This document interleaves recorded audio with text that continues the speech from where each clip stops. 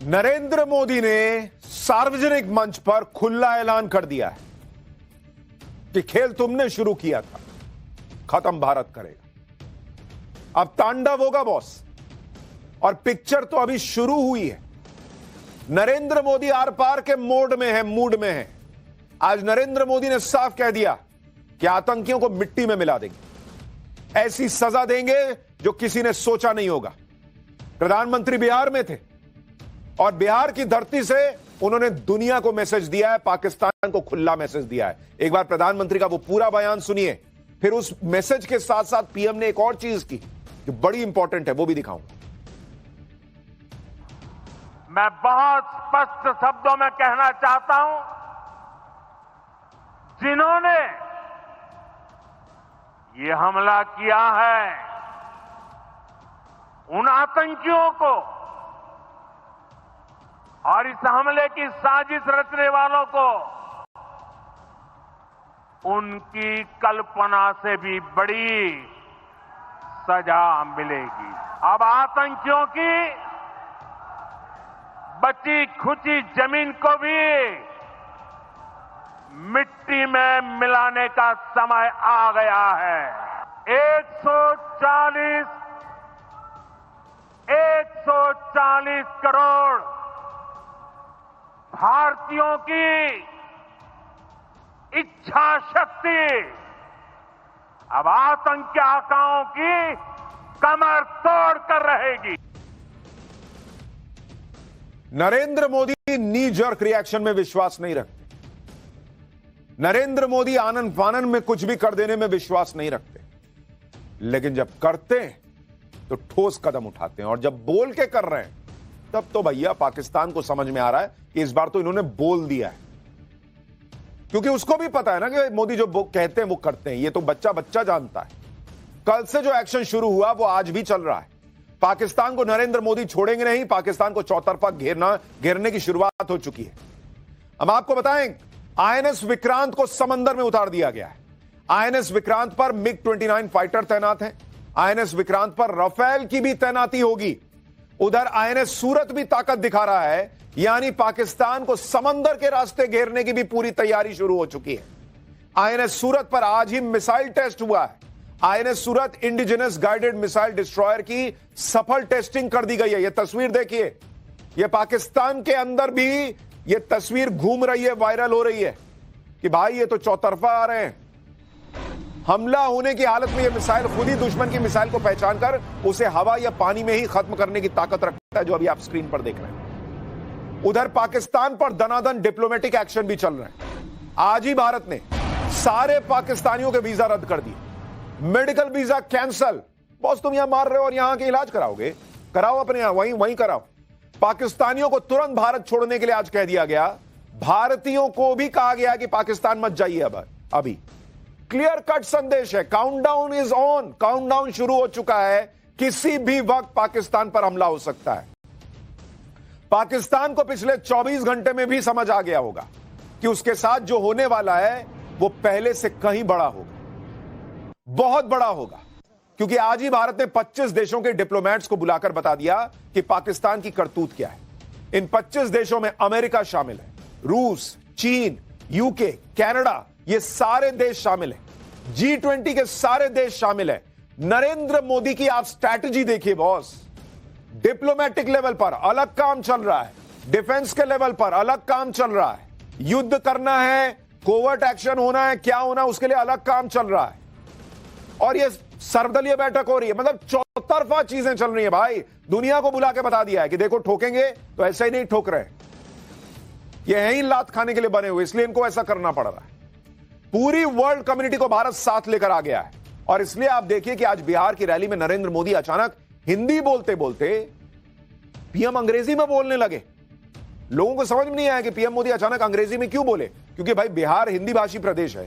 ज्यादातर लोग हिंदी बोलते हैं, भोजपुरी बोलते हैं, मैथिली बोलते हैं। अंग्रेजी में वहां जाकर नरेंद्र मोदी जैसे नेता क्यों बोलेंगे? लेकिन अंग्रेजी में नरेंद्र मोदी ने इसलिए बयान दिया वहां पर क्योंकि वो वर्ल्ड कम्युनिटी को भी मैसेज देना चाहते थे। सुनिए, पीएम मोदी ने बिहार की रैली में हिंदी में पाकिस्तान को चेतावनी देने के बाद कैसे तुरंत अंग्रेजी में दुनिया को भी मैसेज दिया कि भारत क्या करने वाला है।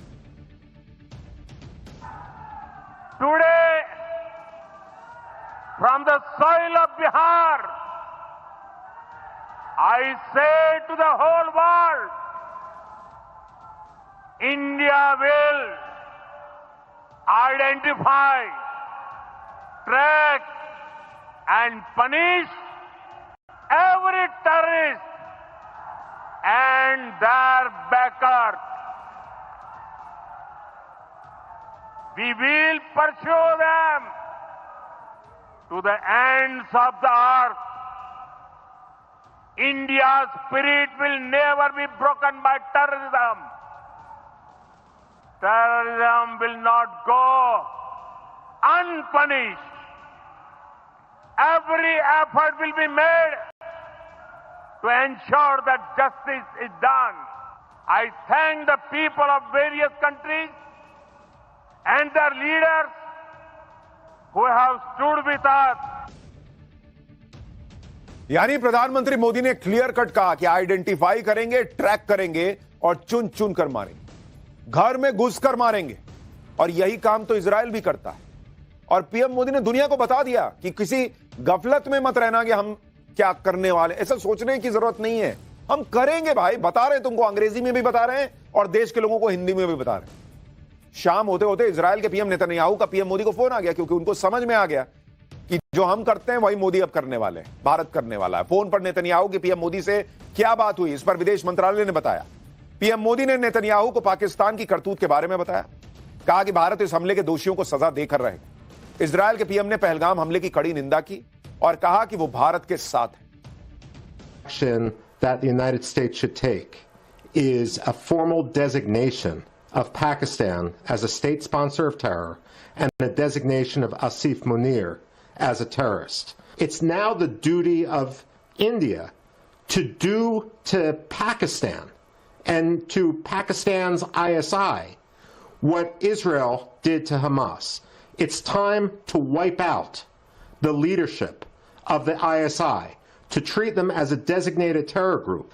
The murder of countless Americans, then there's no reason why Prime Minister Modi can't use the same example and demand that Asif Munir go the way of Qasem Soleimani. He should be one drone away from being permanently removed from the battlefield.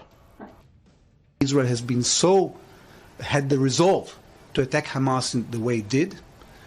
We are going to continue doing it while defending our principles and defending our laws and our values. And I'm sure India is going to do the same.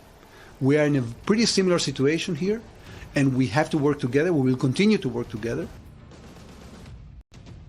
Boss, दुनिया भारत के साथ खड़ी है। America से लेकर Israel तक सब कह रहे हैं कि जो हमास के साथ हुआ वो भारत को पाकिस्तान के साथ कर देना चाहिए। कुछ बड़ा होने वाला, इसकी तैयारी हर तरफ से दिख रही है। गृह मंत्री अमित शाह आज अचानक राष्ट्रपति के पास पहुंच गए। उनके साथ विदेश मंत्री एस जयशंकर थे। अमित शाह के हाथ में लाल रंग की फाइल थी।